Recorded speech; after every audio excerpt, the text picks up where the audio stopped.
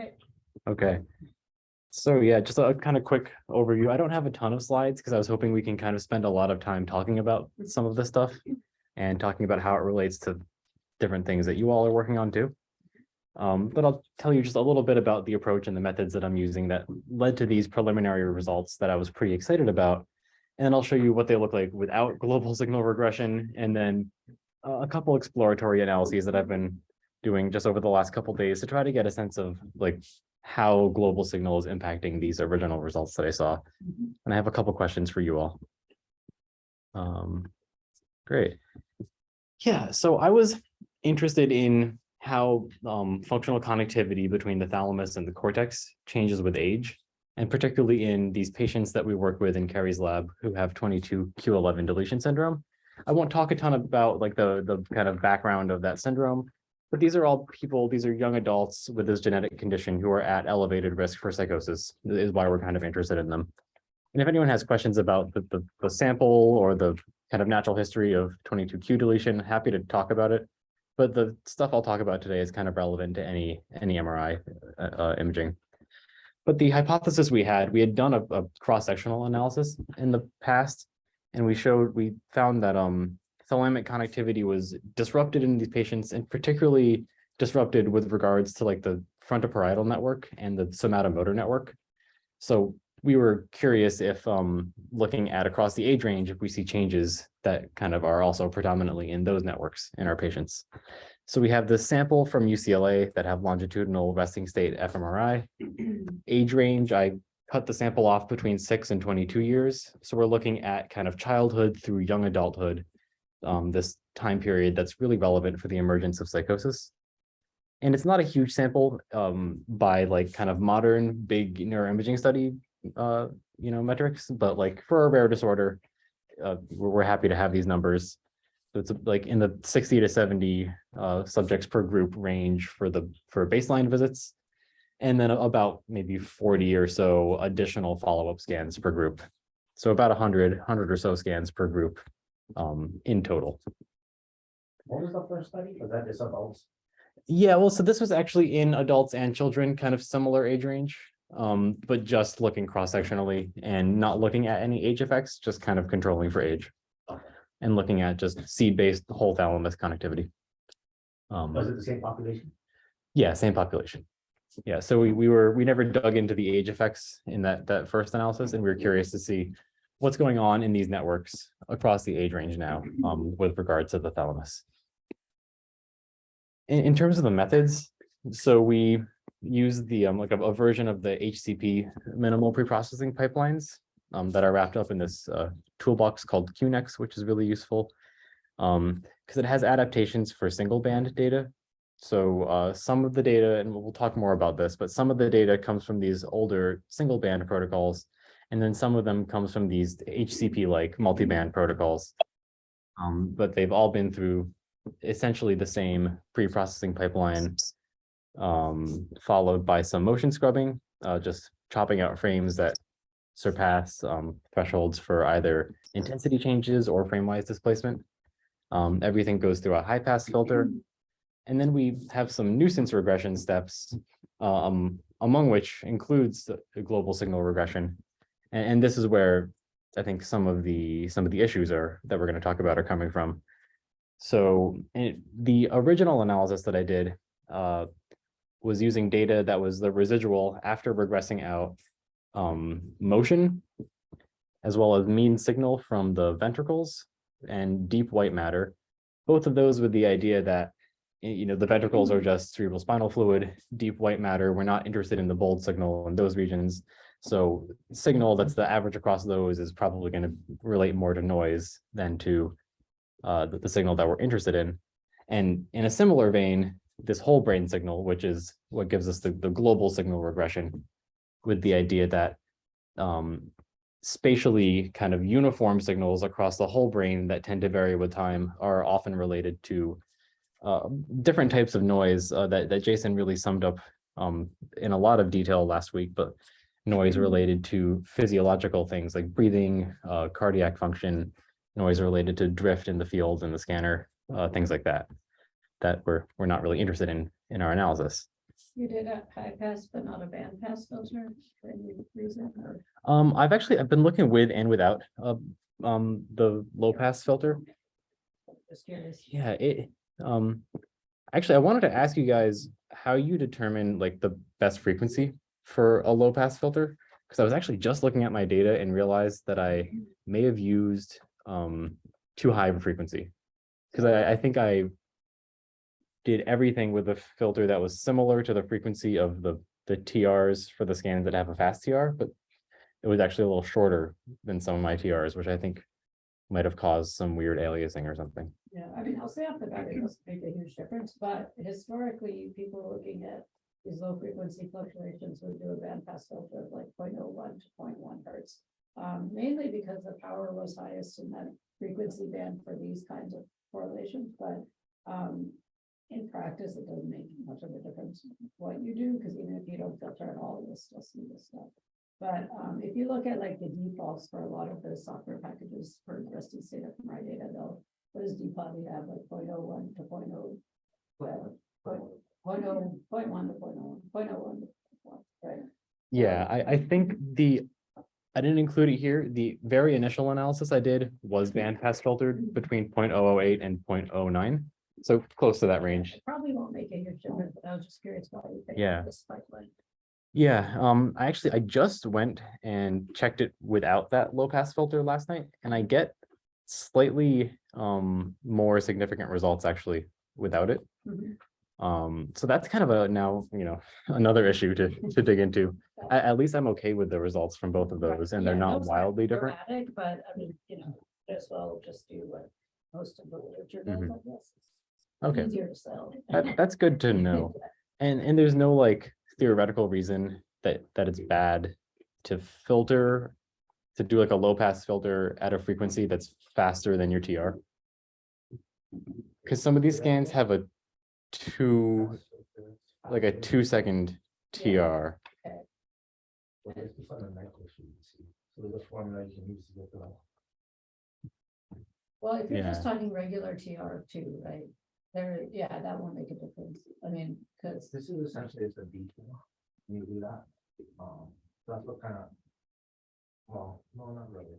So FSL does a really slight high pass filter, and that's just essentially a B trend. Mhm. For this, I'm not sure. I don't think the low end matters. I don't think it matters a lot. I just know that it's become almost a standard. Yeah, Mhm. Because the low end, the TRs are not fast enough to get. to get any what's it called, aliasing. Yeah, or for it to be outside the frequency. Yeah. Only the other way. So the high frequencies are the ones that cannot be captured by a certain TR. Yeah. So, yes, the Is lower this- end. Yeah, it's just this what the HCP minimal pipeline does. Yeah, the pipeline I have actually, for any of the nuisance regression stuff, it'll spit it out with just high pass and with high pass and low pass. Hmm. And leaves it up to the user Oh, which one you want to use. So if you were gonna be like consistent with most of the studies out there, I would do the band pass, but like you said, it's not gonna make a huge difference, so if you get more significant results without it, then. Okay, Yeah. that's- But it depends too, like the FSL, people don't use filtering. So Glasser, Steve Smith. Oh, for any of their studies. Yeah. they don't- Yeah. Um, Did they do any like linear detrending or like anything for the kind of those really slow fluctuations? They do the slight high pass filter, which is like Yeah. a B-trend. So like the FSL. That makes sense. A really, really mild one, so that just takes away the B-trend. But yeah, they don't filter. They don't like to do it. Yeah, everyone has like a slightly different philosophy on this, but I think the bigger problem is the notice. So, Are you scrubbing at the end? I'm scrubbing at like after these, after the stuff is all done. Especially because it can affect the filtering, depending on how you. So there's a little thing in there, I think power. What do they do? They like interpolate. yeah, So if you're scrubbing, you're supposed to interpolate those frames, do the filtering, do the regression, and then scrub them. Yeah. Is that what you think? Yeah, I'm doing a linear interpolation, Okay. scrubbing and then just chopping out the frames at the end once it's been filtered.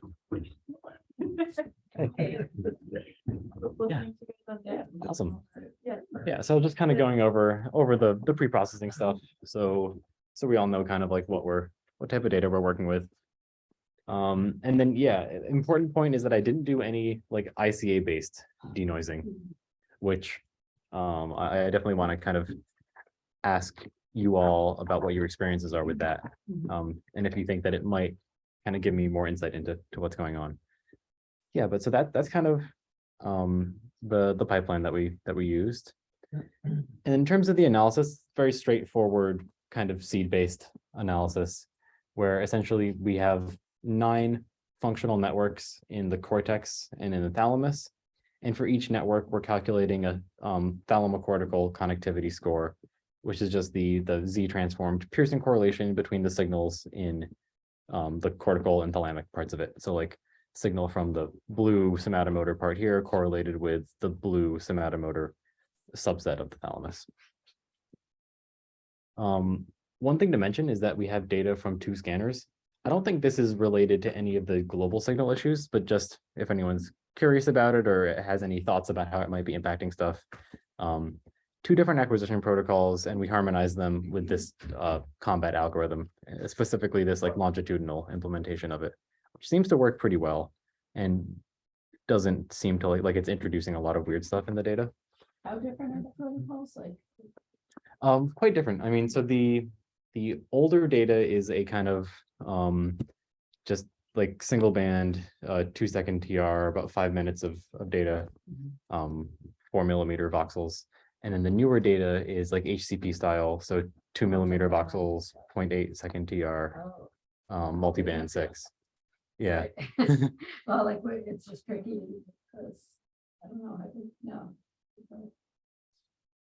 In Yeah. terms of combining. Into a single Well, analysis. let's see what you've got. Yeah. Yeah. I mean, I don't, it's hard to know where the problems arise, you know what I mean? Because, so like, we do a lot of stuff where you combine old data, like TR2 data together, like from the bind data set. And we do a lot of stuff, we use like HCP, which is multiband and all the differences. But I've never in my lab done a study where we try to mix those 2. I don't think Jason might do that. So I just don't know if there's any like uniquely weird thing that comes up, you know, in artifacts or anything like that when you try to do that. I just have no idea. But maybe combat takes care of it. So I don't Yeah. we have new combat. Absolutely. I mean, in terms of combat, I've looked at like the distributions of data from like extracted from some different regions pre and post combat. And it seems like it does a good job of getting the distributions to overlap nicely. When I visually look at the data, and we'll see some plots where I have the different scanners just marked with like a different type of point on the plot. And nothing really looks like super like it's like the data are all kind of mixed in together, and I'm not getting really strong site effects after combat, which is good. Yeah. But definitely curious about kind of how reviewers might respond to some of that. And I think as the field moves towards a lot more multi-site stuff and people are pulling data in from all over the place, I think people are being forced to like come up with cool algorithms to solve this, and also maybe change some of our thinking about like what's okay to do and what's not. Yeah, well, yeah, it's just a matter of, like you said, if you're not really seeing side effects, then great. Yeah. And then one thing I'll mention when we get to the actual results is the results looked this like I got a very similar result when I held out all of the Prisma data and Okay. used just the trio stuff. So that made me happy. Yeah. Right, yeah, Um, that was. Yeah. I don't have enough Prisma scans to do it in just the Prisma ones, but that was like the biggest thing that made me feel like, okay, maybe this is okay to do. Did you have a question? Yeah, so like for my proposal, I came across Contact as one of the softwares that they have been using for the multi-site, and it seems like there are people who have compared different methods and came to that Contact toolkit. And so like recently I've seen that they have been using it with FMRI, but I've mainly seen this with EDI and structural MRI, so it seems like to try it out. Yeah, it's really flexible. And it works well, I think, whenever you have large amounts of features. If you only had like, if you were just looking at, say, like just total intracranial volume or something like that, and you didn't have a lot of features, then you might as well just like code the site in your model.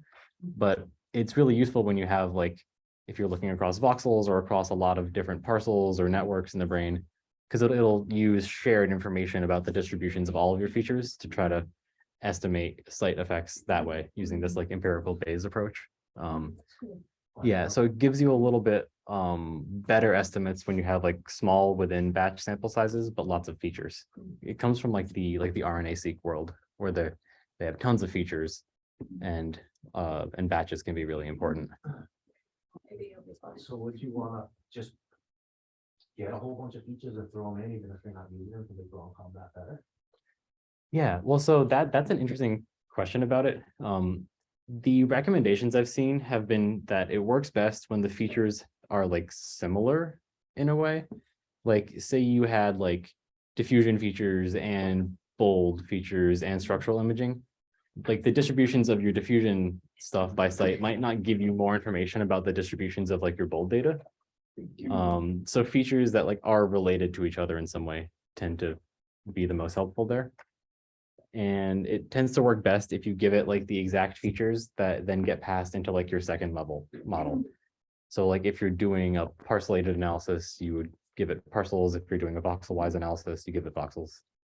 Well, I'm wondering if you like do variability, give it, Hmm. I don't know, whatever you could get out of the time series, would it improve? That's interesting. I Yeah. didn't realize that. No, that would be interesting. And it's only trying to really match kind of like additive and multiplicative site effects. And it's not looking at like kurtosis and things like that, or like kind of other ways of matching up the distributions. I have seen people use like other kind of just like general additive model approaches that get it more different, like kind of distributional things than just those like scalar shifts. Whenever like try to see what's going on, variability, all these, whatever Yeah. you can get from a voxel and interesting. Oh, thanks. No, that would be super interesting. Yeah, and then so for the actual kind of second level model that we tested, curious about the nonlinear age effects. So for each of these 9 networks, we tested a generalized additive mixed model, which is kind of a nonlinear version of a linear mixed effect model, where we have a random intercept for the subject, so we can model the repeat visits that they have. So we're, 9 times we're predicting that thalamocortical connectivity value from group plus an age function that's like smooth with basis functions, so we can get this nonlinear age curve, and then sex, site, and a random intercept for subject. And then we've FDR correct the p-values. P-values from these models are like only kind of approximate. So we also tested the derivatives of these curves and looked for like what are the actual age ranges where we have significant change over time, like where the confidence interval for the derivative doesn't include 0. So let's see a plot of that, where here, this is the one significant effect we found. This is with the data that does have global signal regression. In blue, you'll see the controls, and in red, you'll see our patients. Across the 9 different networks, none of them had a significant age relationship for our controls. It's pretty much flat across the age range. In our patients, this frontoparietal network was the only one that survived false discovery rate correction. And what you'll see, if you look, it's a little hard to see on this screen, but this plot shows the first derivative of that red curve there. And marked with these little white lines is where that first derivative crosses 0. So between these lines, from ages around 10 to 13.5 is when we have this significant increase over the age range in our patients. And that's in the connectivity between those 2 networks pictured below. In our controls, no changes across the age range. So I thought these results were really interesting. Like when we looked in our just cross-sectional analysis, we saw this effect of frontoparietal hypoconnectivity in our patients. That also kind of replicates what you see when you look in idiopathic schizophrenia. And I thought it was really interesting here that we're seeing that effect, but we're seeing it in the youngest patients, and it's actually normalizing a little bit across the age range. So that this result I find kind of interesting. It fits in with some of the prior work that we've done. You have to correct for multiple comparisons when you do all of these networks, or is it, they're all like separate hypotheses, or, you know what I mean? Like, how do you think of it? When you said there were 9 networks. The way I thought about it, so with these models, I'm not testing an interaction effect because you're getting a separate curve in each group. So I'm getting like the effective age in each group. So for each network, I'm doing 2 tests there, and I'm doing that 9 times. So I FDR corrected across those 18 different comparisons okay. that I did there. But I'm curious to hear if anyone thinks that like that's maybe too conservative or maybe not conservative enough. Yeah, Yeah, so at least from my understanding of these GAMs, since they like since you're not modeling like a linear relationship in each group, you're just getting a like an F test for the overall significance of this age curve in your group. So I'm getting like 2 tests if I want to know, is there an effect in the patients and is there an effect in the controls, as opposed to just testing a single interaction. Wait, what? So is it coming with the control is significant or the patients are significant? Like in this one pictured here, the test for the age curve in controls was not significant, but there was a significant effective age in the patients. So they're not directly being. Yeah, they're just 2 independent tests. And that's how they do it with these generalized models? That's how in our group we did a structural paper and kind of approached it that way. But I'm certainly not an expert in these type of models. We actually never do longitudinal stuff. Right?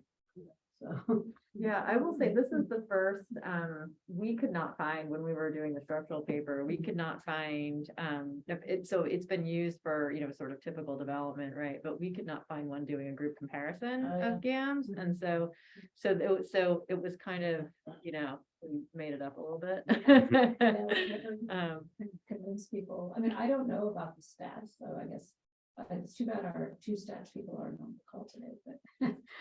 Yeah, I'd be curious. But I guess that's beside the point, because we just want to see like now what the difference is. With the Yeah. signal, so. Fair stats enough, we but can the get back to. yeah, I definitely interested to maybe even follow up just kind of offline about some of those stat things. Yeah, but we can follow up, certainly. I just want to try a regular linear model. Yeah.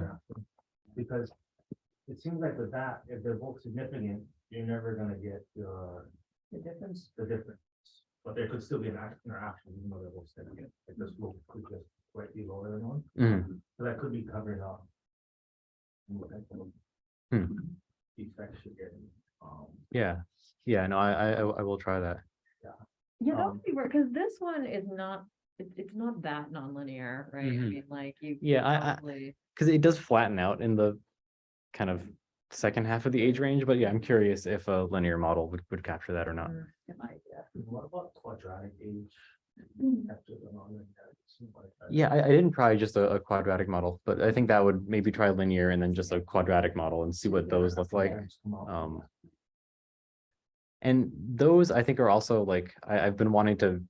We'll see in a couple slides. I'm looking at some kind of voxel-wise measures, and those might be easier to implement voxel-wise.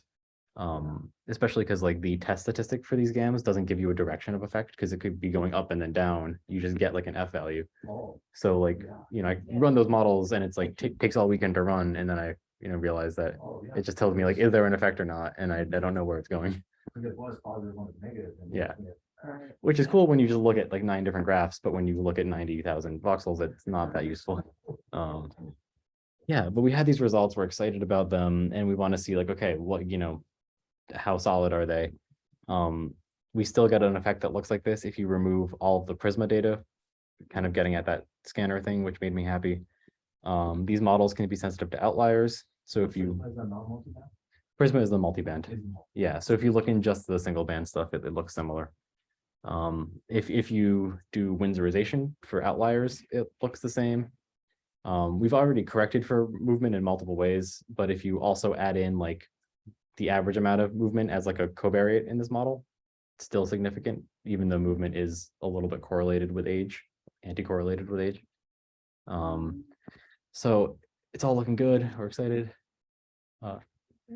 Okay, so what's the meaning of the second point, like winterization? Yeah, so that's a method for kind of like capping extreme values. So anything that is above or below the 95th percentile from the mean gets kind of restricted to a cutoff value. So it just kind of like squeezes in the extreme values, gets rid of outliers. Yeah, and I was curious, like, this is just in the youngest patients who move the most, like, if we add movement into the model, does that get rid of it? It reduces our power a little bit, but we still have a significant effect. And now the big one, let's try it without global signal regression. And and this is what it looks like. So the controls don't change. Can you flip back? Do they Yeah, not well, change here, at all? I'll just put them side by side. The controls, if you find individual people, they change. But they seem to change randomly, and it doesn't change the overall group trend at all. Mhm. The patients, however, we no longer have this effect where Yeah. the youngest patients have the lowest connectivity on average. And in fact, they seem to be a little bit higher than the controls now. Well, the first thing to do is just check if the two groups look really different in their global signals, like the mean global signal of the patient. Yeah. Because in autism, you do see that, like you just straight out see global signal. I think there's some papers on schizophrenia too. There's a PNAS paper about the schizophrenia global topography being different. right? Oh, yeah, Remember Jen's that one? Jen's paper. Yeah, I don't remember who the author is, but I mean, I cite it all the time. Yeah. As like an example of like why just applying global signal regression Yeah. can mask differences in clinical stuff. So like. Yeah, that was from my old lab before I that's- came here, from an MD PhD student in the lab. Right. So what were their thoughts on this? Differences, clinical differences? I like that paper, but it hasn't really helped me understand this. Like, yeah, like watch out, like it's there, it could be different.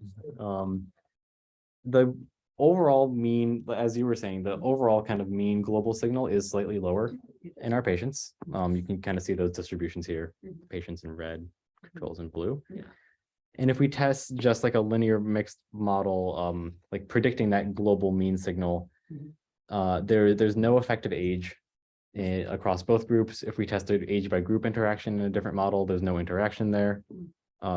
Which I thought there would be like an age relationship with Yeah. the mean global signal, Right. and there wasn't.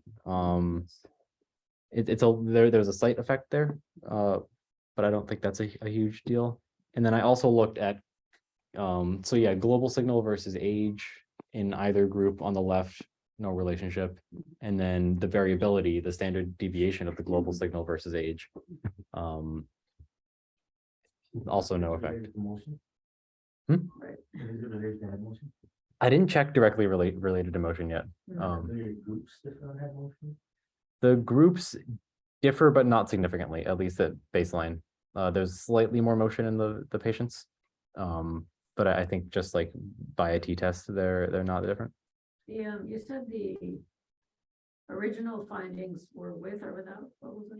The With, first- yeah, The first one was with and the second was without, okay. yeah. So the original finding on the right here is with global signal regressed out. But if we leave that global signal in, That's the it, we no longer get anything. And with global signal left in, there's no effect in either group, in any network. So yeah, I looked at just kind of mean signal there, mean signal versus age, variability of the signal versus age. The one other thing I looked at was, I guess two more things that I looked at. So I computed just kind of like global connectivity of those networks, just a correlation between that network and the average gray matter signal, and did that with and without global signal regression.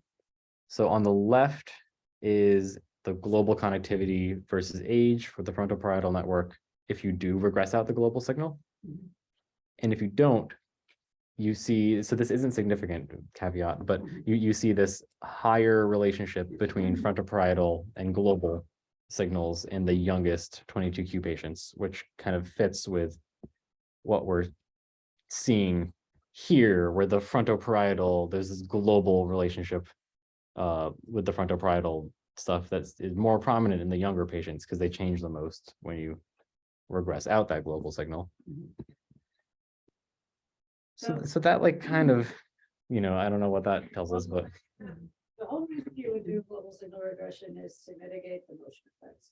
So the motion effects, like Jason says, are the biggest thing you have to like then look at. you Mhm. know. But the other issue is like, it's the question of like pipelines, right? So if you believe that DSR is doing something weird in this pipeline, but you want to do another pipeline that's also good at motion correction, you probably have to do an ICA related pipeline that's also like does a good job of cleaning up the motion, it's all gonna come down to motion.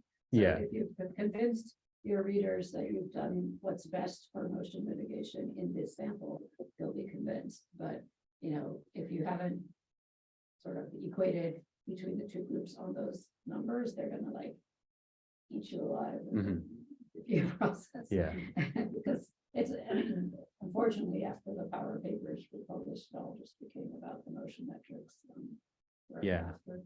So you think it would be helpful to look at specifically relationship between motion and global signal, just like average motion per subject and their global signal measures, or Not Not that, just the necessarily. group differences. the group differences? Yeah, Group differences in motion. Yeah, Uh-huh. because we often would just match on the motion before doing any analyses, like. Yeah. As a thing, you might. So. yeah, they should be matched on motion, I'm pretty sure. Okay.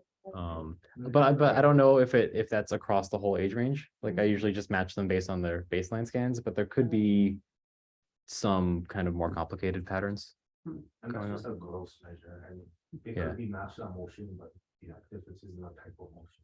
Yeah, I know, absolutely. Um, And then the one other thing I checked was like, okay, let's look voxel wise at kind of what the topography is of the global signal. So here and in the next couple slides, we're going to be looking at data that has no nuisance regression, or low pass filtering in this case, just motion scrubbing and high pass filtering. So there's the whole global signal is still in this, and this is voxel wise connectivity to the whole brain. On the left are patients, on the right are our controls. They don't grossly look all that different. If we actually just compute the difference between them across all of our ages, it does seem like there are kind of some regional patterns.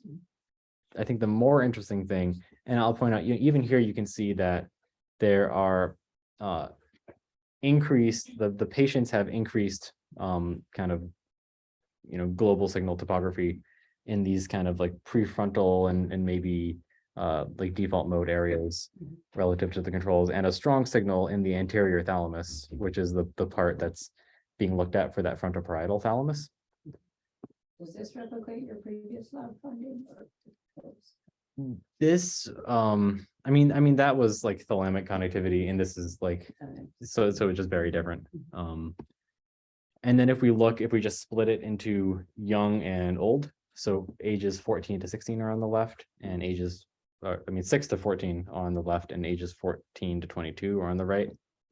This, I think, helps us understand a little bit about why, when we regress out the global signal, it's really changing the frontoparietal thalamic connectivity in the youngest patients, where you see in our young patients in the frontoparietal and kind of default mode, you have this increased connectivity or relationship to the global signal compared to our controls on the cortex.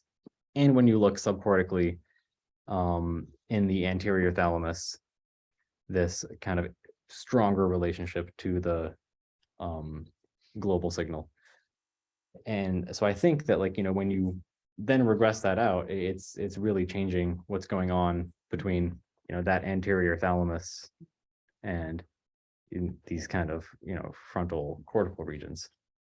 I mean, that's what Jason's saying, right, in your preprint, that it matters sort of what age, because there would be slightly different topographies in the younger and older.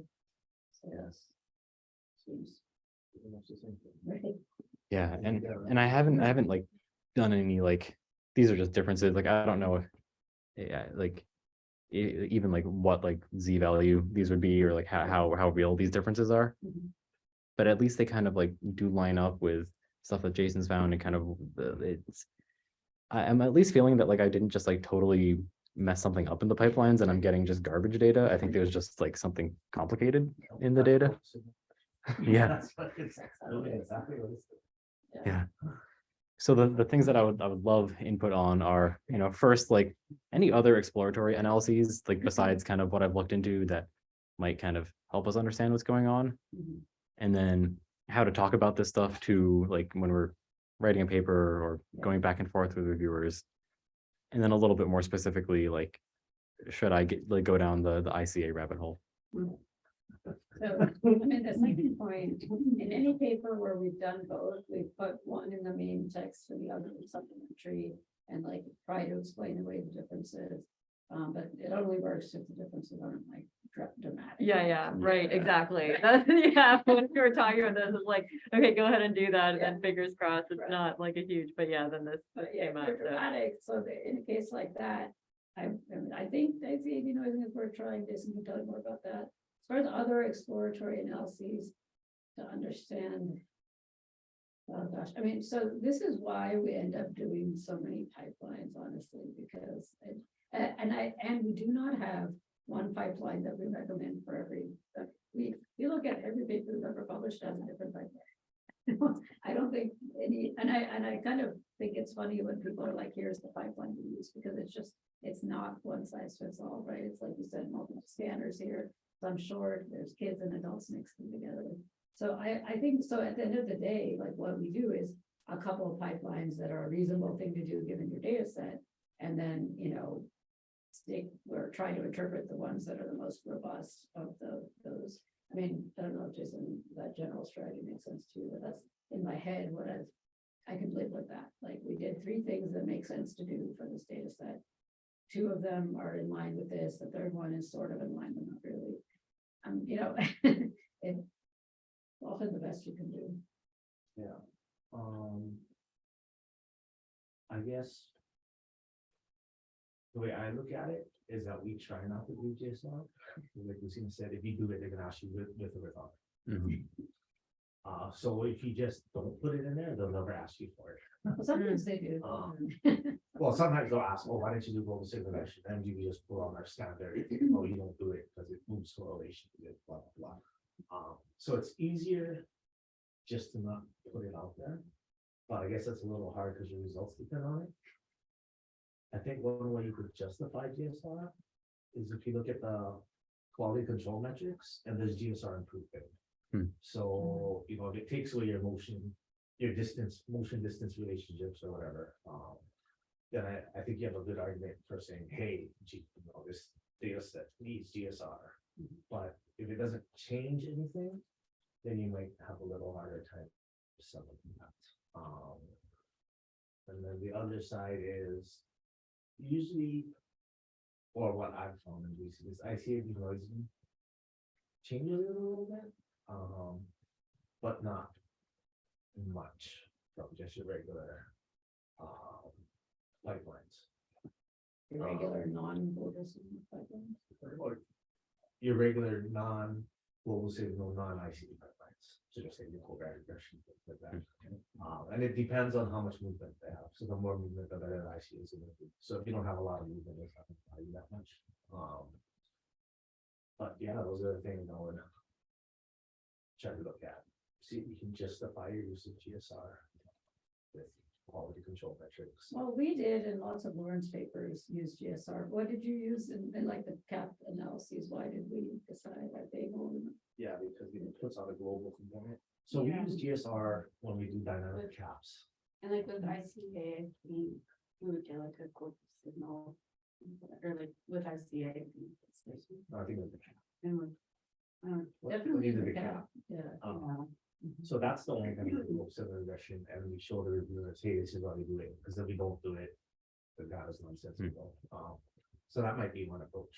Show, hey, GSR is cleaning this up. It Actually, should be, it's not a yeah, Mike Fox and someone Murphy has a nice paper where they say the same thing, which is like, sometimes you use it, sometimes you don't, data set dependent. So, I mean, I kind of just have like a library of stuff I cite, depending, because first of all, there's all the pipeline papers that have compared 10 different pipelines, and all of them suggest that global signal is good at removing motion. Nobody's arguing with that. But what we're arguing is that global signal can be different across different groups, right? So, the topography can be different. It can be age dependent. So you're removing motion and some other interesting thing about the group.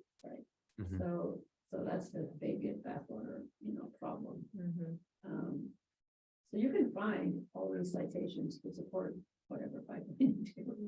It's a question of like, what you think it makes the most sense for your data set. Or Yeah. clinical population. No, I mean, I feel like if someone had sent us data and or like this was like ABCD and we could only download the like stuff that has global signal regression, we could just cite things and then be like, this is what it is, Yeah. and no one would question it.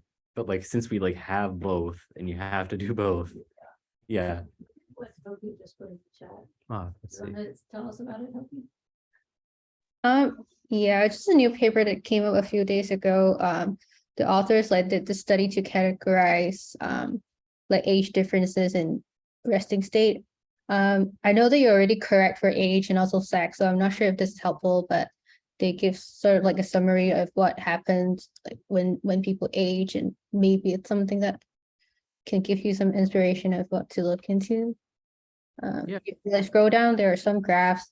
They found like linear and non-linear relationships. So I'm not sure if that would be helpful, but something new that just came out a few days ago. Didn't see that one. Yeah, thank you for sharing this, Sophie. It's useful. No problem. So yeah, there's like an infinity of papers to cite depending on what you want to argue. Yeah. It's all out there. I guess thinking a little bit more about like, so you mentioned one thing to do would be to look at like, how does global signal improve some like data quality metrics? Like what things would you look at? Like, usually when I like compare motion between groups, I just look at how many frames meet like scrubbing criteria. And I don't think, since that happens before the regression, or like, I don't know if global signal regression would change that output that I get from my pipeline. I thought it was the distance dependent thing. Yeah, so it's a distance dependent measure, so you have to correlate the distance between ROIs with the head motion. So if you get like the Schleifer parcellation or whatever, you can get the centroids, Mhm. and then there's a Euclidean distance thing in MATLAB. And it will give you the distances between each pair of ROIs. And then what you do is you correlate that distance with head movement. Well, if you recall, the original studies, remember how there was all these studies about how long distance connections and Oh, no, short no, distance connections came with age. Order it, sorry. Yeah. According to, if you bring up power space ratios and Yeah. power. And you make this block. The 2012 one or? 17, Oh. 20 or 2012. 12, The old one. 14, one of those. 12, 12 or 14. 17. Yeah. But they're called distance QCFC plots. And basically you are plotting the relationship between head motion and Functional connectivity with the the distance between ROIs. the dependence of functional connectivity on the distance between ROIs. right? No, it's The- how the functional connectivity strength. Yeah. With Depending on. head motion Mhm. ordered according to the distance of RW. So the distance between ROIs.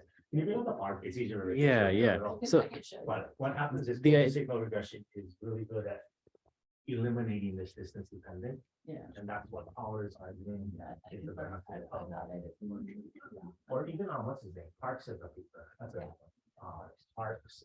And Ornito. I can share my screen if you want, Charlie, Charles. Oh, yeah. uh, Yeah. All right. Cool. Yeah. Ornito. Do I need to? Or I can just share, I think, right? Yeah, I'll stop share. Yeah, okay, so there was this paper, the original paper has Has a couple of different metrics they have. there's, yeah, They pull down, oh, there's some distance. the red, Right there in A plus B. yeah. So you see an A as before global signal regression and B makes it a straight line. So that's what powers are doing. Why you should use global signal regression.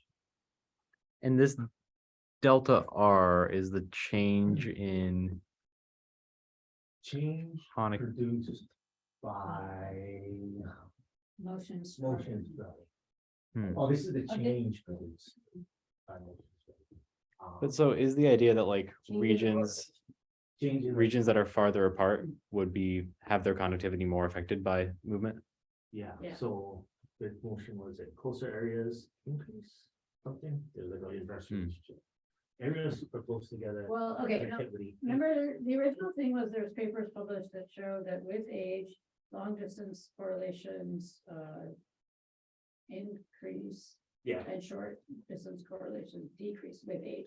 It turned out that that was totally confounded with the fact that younger subjects move more than older subjects. So in younger so it differentially affects Long the, distance. right. So to control for that, I think that's why these plots became, I don't know, part of the discussion.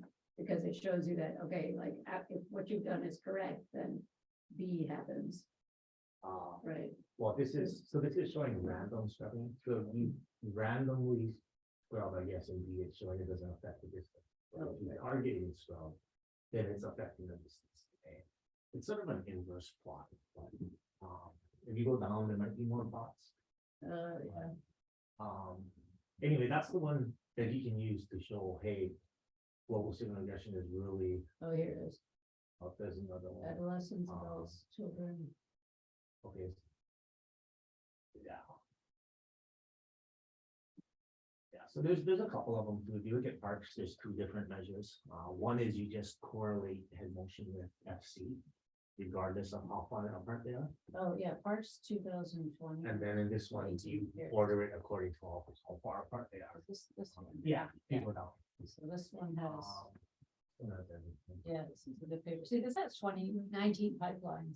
Which you can just reference this paper and say why you picked one or the other. Based on these QC plots. Down, right there. All those plots I think are Above or? right there. So you see QC, FC, distance dependent. You see you go down. You see the lenient exclusion means they have more head motion. The C means they have less head motion. And obviously the best thing to do is just start with less head motion. Then the pipelines don't really matter. But this is showing, you can see that global signal regression with the, what is that, the dotted lines on the boxes, usually are lower than the other ones. So for QC, FC distance dependence, and then I think there's just QC, FC that are not distance dependent. So those are the metrics you can use to say, Cool. hey, global signal regression is really improving the data. Hopefully it is. Yeah, okay, that's really helpful. If your lines have to change, Yeah. then it'd be a little harder to justify it, but that can be one way to justify it. Yeah, I like this paper and Roscoe Eric's paper, that has all these pipelines, because between these couple of papers, you can really just justify anything. You're awesome. I think you should also try on running the regular GLMs Mhm. on your non-global signal regress pipeline. Because if you get effects out of that, then that's a lot easier. So, Mhm. This paper, I think you know about it, right? yeah. Oh wait, is this his nature It's protocol? major Oh protocol. yeah. Yeah. So he's kind of reviewing all the Yeah, he, things we've done. talks about a bunch of things here, and I think there's like 20 different pipelines in this paper too. Well, and you can also try de-spiking. Hmm. Yeah, I haven't done that. So if you look at a paper of Joe et al. The Journal of Mathematics, or something, J.O. et al. Here's those plots of them. Yeah, what you see, there's the plots. So Joe et al. Is from the afternoon. They show that de-spiking as the very first step will help improve your realignment and then also some of your motion parameters. Because apparently when it's realigning, you eliminate the high intensity voxels and match it better. Oh, so despiking before you do your like template registration Yeah, or the anything. first- Oh, wow, first okay, thing. And then cool. They show in that Joe et al. Paper that it improves the realignment. And then also you don't get those huge spikes, so maybe that might affect your global mean distributions. So we always despike it because of that Joe paper. Cool. That was something that's Calvin did that. We always do that. This is interesting. This paper has troubleshooting advice. So, I never really looked at this yet, but that's kind of useful. oh, yeah, right there, number 33. Very good. Very good. Oh, yeah, well, Sometimes you just need justification for what you're gonna do, and some of these papers provide it, so, I mean, yeah. you're gonna run into reviewers who want all kinds of things, you just have to be ready to stand your ground or do a few things to show that you tried a few things. So if you could do those extra analyses and get actual empirical data, would be the best. But Yeah, that, you start reading this. Oh, that works, you know, basically. Yeah, I mean, So- I get irritated when someone just argues against all. I our like when, points. yeah, I like when people should do something to Yeah. show. Yeah. Right. Yeah. I mean, this isn't like such a great paper or anything, but I like it because it's about, it's the most Mhm. sensible discussion of the fact that you cannot just say do it or don't do it, because it just so much depends on so many factors. And it says towards a consensus, but there is no, There is no. there's no consensus in And this. this paper's so old. Yeah, Still what it not. says 2017, but even though they say towards a consensus, this paper has no consensus. So, it's well, they think this, which I totally agree with, there's not a single right wage process to it. I completely agree. that's with a that. cop out embrace consensus though. that. But yeah, so like if any of you were like reviewing a paper for a journal and you got one where they're like, hey, like we have data from 2 different scanners and it like only has an effect without with GSR, like, Well. I don't I was know. reviewing Like it don't different totally than break my this heart, one. but yeah, yeah. I wasn't very smart. It was on the both, yeah. consensus. I think Yeah. that GS is gonna be a lot more problems in this kind of.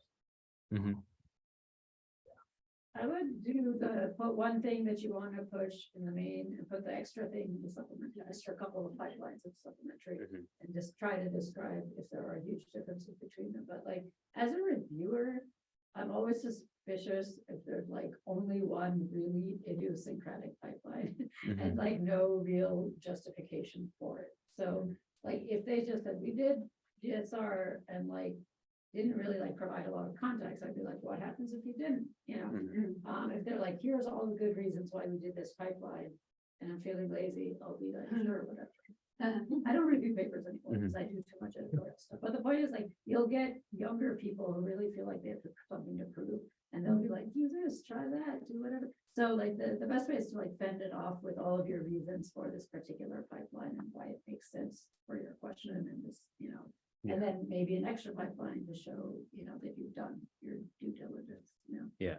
I think some of your metrics, like showing you look at site, use combat. Mhm. Yeah, the metrics are really good to show like, well, this is the reason why we're sticking with this pipeline. But I think if you get some metrics for the GS. Mhm. But Cool, the yeah, GS is that- something everybody. Yeah. Yeah. It's still not easy to find. Yeah, and it's like I don't want this to like go into the file drawer just because it's like kind of a confusing result. Right. Like, I think there's something there, like the something is inherently confusing, but like, Yeah. hopefully Well, it that's could like, be a cool GS topology. Yeah. Get strong results for that. That could be its own separate thing. I mean, there's a lot of GS topology papers now. That no one's done it on deletion signal there. yeah, no one's done it in this That small would be- sample of Right. people with this one genetic thing. I think that's an interesting paper in itself, just all that global system stuff you done. Mhm. And I'll just try and keep that separate. Yeah. So you don't get lost in that argument. But yeah, I think. Nice. Yeah, I mean, I think, so it seems to me, if I can just summarize, like, I think that the empirical justification for how, in this particular case, the global signal, sort of removing it, like, cleans things up in a way that, there's sort of, because my sense is that there's some of it is motion and some of it is other stuff. that And it's could like, be- these are young people in like a high motion population, like, Mhm. Right, and even if it's not statistically significant, I think given the sample size, everything, it's just, so. I think that providing the justification for why, I mean, because I think if you just said, okay, we did it with and without, and oh, by the way, we're gonna bury this in the supplement, we did it with and without, it looks totally upside down, I think that's not gonna, I don't think we wanna do that, Yeah. so, yeah. Yeah, you can do all the justifications for it, and then. I don't know, I feel like an ICA pipeline would help, but you said you have some reservations, but. The main reasons I haven't tried is because I didn't want to use someone else's training set, like I didn't want to use Aroma or something like that. And then I didn't feel confident about like myself manually picking the features and training the classifier, because I just haven't done it before and don't really know what I'm looking for. If you want to do that. Yeah, do you think that would be If a you go down that worthwhile? way, I still think you're gonna get differences, just because Yeah, what I've seen in my stuff is that global signal just changes it differently than every other yeah. ICA pipeline. You would predict that the ICA would look more like without, global yeah, signal. okay. That's what I did. Yeah. See. But I don't know about your data. hmm I just know about my data, but you could try that. But if you were doing that and the results came out different again, like a global signal pipeline, I've been a little unsure about the cost benefit there. yeah, I don't know what that's gonna buy you. And my guess is that it's gonna turn out like you know, global signal. Mhm. But if you did the non-global signal pipeline analyses with the GLN and the interactions and get something out of that, Mhm. then I would do the ICA pipeline, Mm. because then you can just not do global signal regression at all. And then Yeah, I'm gonna okay. assume that those effects would stay with ICA fix, and then you've shown two different pipelines, and no reviewer is gonna ask you for global signal regression after that. Yeah. So. But you wanted to use the global signal regression results, right? I mean, our previous work with like that this was building on used global signal regression. Oh. So that's one thing to cite, but there for the cross-sectional stuff, we just did it with and without, and in like it looks similar without, it just kind of like shifts the level of stuff and like isn't quite as significant, but like that's what I was hoping for here. Right. It gets more complicated, I think. I'm sure if we looked across age there, we would have seen, hey, it's actually complicated, but we just weren't looking for that. It does complicate. Yeah. You're trying to tie it back to other people. Maybe the global signal regression is the reason. Try to justify. Like, hey, we did it before, we're still gonna do it. Well, I don't know if I'm in the majority anymore. Every time I talk to people at HBM, I feel like it's like 50-50, like literally half of the camps are like, you have to do it. And the other half is like, no, you should never do it. So I'm obviously the no, you shouldn't do it, but like, there's still so many people in the other camp that, you know. Let's just hope both reviewers don't agree and then just say, hey, I don't know. Only one reviewer needs to say it, unfortunately. Yeah. It's gonna be there. So. But yeah, the citations help, the justification helps, and, you know, well, anything you can do to preempt the reviewer helps. Cool. If you want. Talk with any of us. Yeah, let us know. Yeah, I will definitely follow up with you all. With the QCFC. Yeah. I'll check out those papers and try to implement that, and then if it looks cool, I'll show you, and if I get stuck, I'll Yeah. come asking for help. That's the first comment I've seen about this reviews. About what the goals is. Yeah. I was looking into that, yeah. Like, okay, I guess like I did do an analysis part down the first. Just overwhelmed some. In your primary analysis, did you have it with global signal or without? With that. Without, Yeah. okay, so Like, yeah, I just could. the pipeline, justifying things, I guess that kind of helped, and it was like, I had too many analysis in the supplemental. So it was like, oh, okay. They just didn't think of it. We just fill the, like, all the different analyses, and then they stop questioning. Maybe you'll get the reviewer who just doesn't care about this debate, but we also. We've got a whole like 2-page thing. that we just- And like 4 papers on why this is like problematic, so. We have one for one we do. One. And one the other stuff that I do. We do it rarely. We have If you have a good reason to do it, yeah. When we Yeah, can sounds show like you that, have a good hey, you reason. have to do it. Yeah, okay. Good luck, this isn't easy, but. Cool. Yeah, Yeah, thank this you all is so much. This has super been a huge helpful. help. Yeah. No, it helps for me to see, just to grapple with our own inconsistency. I really don't think that we did anything in bad faith, like every single time. There was a reason for doing it one way or the other, you know. And I would like, I don't believe anyone who tells you they do it consistently in their lab every time. I just don't believe it. Everyone tries all the different things. So, yeah, let us know how we can help. Yeah, I'll definitely keep you all posted on what I find.